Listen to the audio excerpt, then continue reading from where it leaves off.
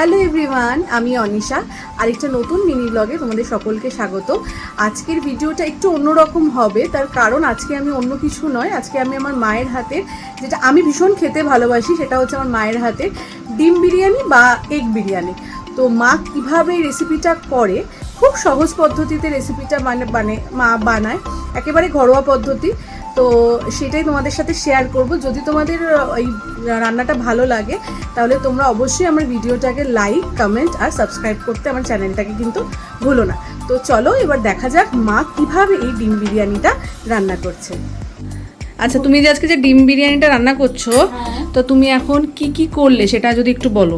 আমি এটা কিছু করিনি। হ্যাঁ, আমি শুধু একটু জলটা গরম করেছি। হ্যাঁ, করে এর মধ্যে তেজপাতা, আচ্ছা, বড় এলাচ, স্টার অ্যানিস আর হচ্ছে সাজিরা দিয়ে জলটাকে ফোটালাম। এবার হচ্ছে আমি এটার মধ্যে চাল দিয়ে দেবো। এটা এখানে কতটা আছে চাল? এটার মধ্যে হচ্ছে তোমার হচ্ছে এই 700-র মতো চাল আছে। আচ্ছা, মানে দুজনের মতো হয়ে যাবে কি? দুজনের থেকে বেশি, 3 জন খেতে পারবে। আচ্ছা, মানে এবার কি তুমি ভাতটা মানে ইয়ে করবে? এবার ভাত করছি। হ্যাঁ, ঠিক আছে। আচ্ছা, তবে ভাতটা ফুটবে, তারপরে আমাদের বাকি প্রসেসগুলো, মানে ভাতটা হয়ে যাওয়ার পরে ডিমটা আমি বানাবো। আচ্ছা, ঠিক, ভাতটা করে নিয়ে তারপরে আমি ডিমটা বানাবো।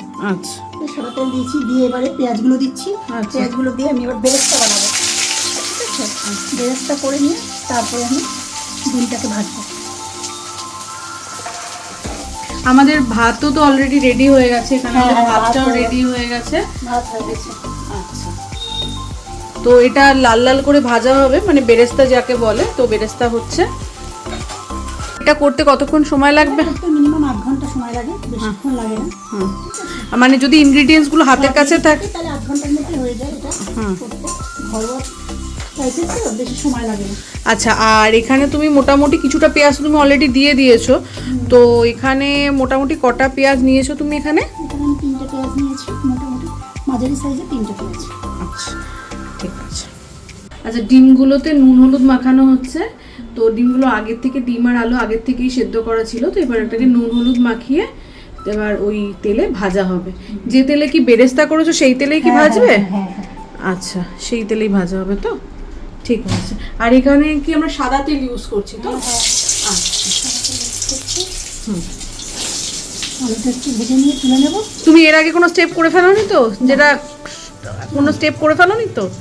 আচ্ছা, মানে সবাইকে দেখাচ্ছো তো পরপর স্টেপগুলো? আচ্ছা, কিছু লুকিয়ে যাওনি তো? না না না। আচ্ছা, তো আলুগুলো ভাজা হবে। আলুগুলো হালকা একটু ভেজে নিয়ে তুলে নেবো। আচ্ছা, কিন্তু বাইরে যে বিরিয়ানি করা হয়, তো সেখানে কি আলুগুলোকে কি ভেজে তো ওরা দেয় না? আমি এটা ঘরোয়া পদ্ধতিতে করছি।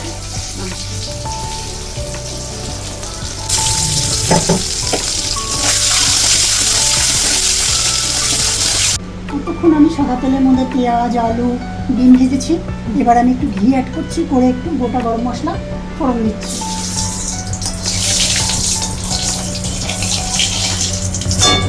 গোটা গরম মশলা ফোড়ন দিয়ে এবারে আমি পেঁয়াজটা ভাজতে দিয়ে দিলাম। বাকি যে আমাদের যে পেঁয়াজগুলো ছিল সেটা দিয়ে দিলে হ্যাঁ, এটা হচ্ছে ডিমটা রান্না করার জন্য। ঠিক আছে, ডিমের বলো এটা কি পেস্ট? এটা হচ্ছে তোমার হচ্ছে লঙ্কা আর রসুন বাটা। আদা, লঙ্কা, আদা নেই। আচ্ছা, শুধু লঙ্কা আর রসুন বাটা আছে।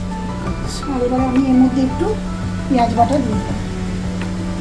মানে এখানে আমরা করছি, তুমি কটা ডিমের করছো? 3টে ডিমের করছো তো? তো 3টে ডিমের জন্য পরিমাণ মতো তুমি পেঁয়াজ বাটা দিয়ে দিয়েছো, অল্প, বেশি তো লাগবে না। চামচের মতো পেঁয়াজ বাটা দিয়ে আচ্ছা, আর এটা? আচ্ছা, কেউ যদি মনে করে এটার মধ্যে আদা দিতে পারে, মানে আদা, রসুন, লঙ্কা। দেবো, আদা তো দেবো। আচ্ছা, মানে তুমি এটা আদাটা একসাথে বাটোনি? আচ্ছা, দিয়ে দিলাম লঙ্কা বাটা।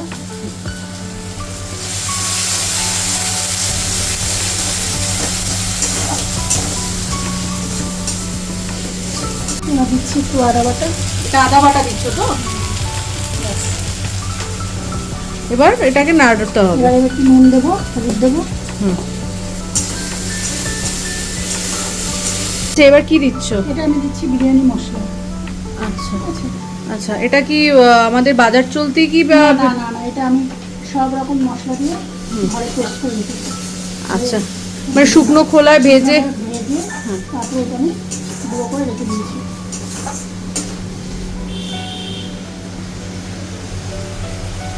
গেছে। এবার এর মধ্যে দেবো টক দই।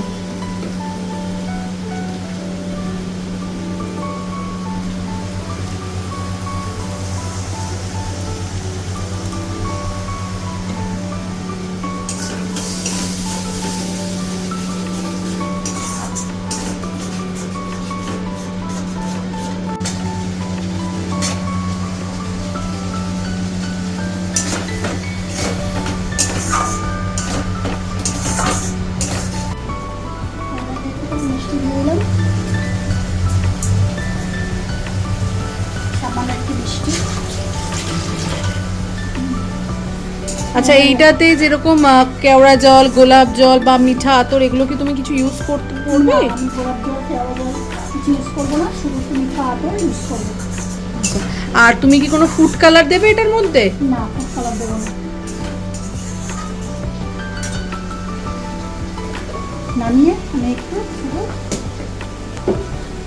ভাতের মাঝখানটা একটু ঘি দিয়ে দিলাম, ঘি দিয়ে এটাকে একটু লাগিয়ে নিলাম, লাগিয়ে নিয়ে তারপরে একটু আলু দিলাম, দুটো আলু দিয়ে দিলাম, দিয়ে তারপরে আমি এই বিরিয়ানির এইটা দিয়ে দিচ্ছি।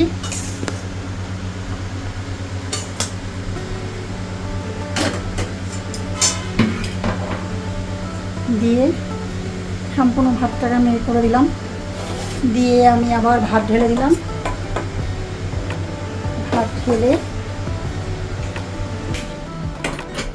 দিয়ে ভাতটা দিয়ে দিলাম। তাহলে মিঠা আতরটা কখন দেবে? যখন নাকি ভাপে বসানোর সময় তখন মিঠা আতর দিয়ে বসিয়ে দেবো। তুমি ভাপে কিভাবে, কি ডাইরেক্ট বসিয়ে দেবে ভাপে? না না না, এর উপর দিয়ে হচ্ছে এই যে বেরেস্তাগুলো ভেজেছিলে, বেরেস্তাগুলো দেওয়া হচ্ছে, তাই তো? বেরেস্তা ভেজেছিলাম, সেই বেরেস্তাটা দিয়ে দিলাম। কিন্তু এটা দেখতে গেলে ভীষণ মানে তাড়াতাড়ি হয়ে যায়, চট জলদি, মানে ফটাকসে হয়ে যায়। সব যদি রেডি থাকে একদম পটপট করে হয়ে যাবে। দিয়ে দিলাম। মানে আবার তুমি একটু করে ঘি দিচ্ছ, তাই তো? হ্যাঁ, আবার একটু একটু করে আচ্ছা, যারা ধরো ডায়েট করে তারা এত ঘি খাবে না? তারা খাবে না, তারা তেলে করবে, মানে অল্প একটু ঘি দেবে। এখানে কি অল্প একটু বাটার দেওয়া যেতে পারে? না, বাটার দিলে হবে না, এখানে ঘি লাগবে। এখানে একটু মিঠা আতর ছড়িয়ে দিলাম। এবার তোমাদের একটা ট্রিক দেখাই, সেটা হচ্ছে ঘরের পুরনো চাটুর উপরে মা একটু জল দিয়েছে, ঠিক আছে? এরপরে এই যে বিরিয়ানিটা বানানো হয়েছে এটাকে দমে বসাবে, ঠিক বললাম তো? ঠিক বললাম? হ্যাঁ, ঠিক, একদম ঠিক। এটা দমে 5 মিনিটের জন্য দমে বসিয়ে দিলাম, ব্যাস হয়ে গেল আমার ঘরোয়া পদ্ধতিতে বিরিয়ানি। ডিম বিরিয়ানি ডিম বিরিয়ানি। দেখাও কিভাবে বসাচ্ছ, দেখাও, সেটাও দেখাও। 5 মিনিটের জন্য বসাবে তো? হ্যাঁ, 5 মিনিটের জন্য বসিয়ে দিলাম। ঠিক আছে।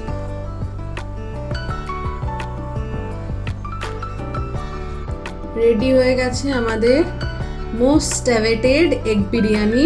জাস্ট কালারটা দেখো, টেক্সচারটা দেখো।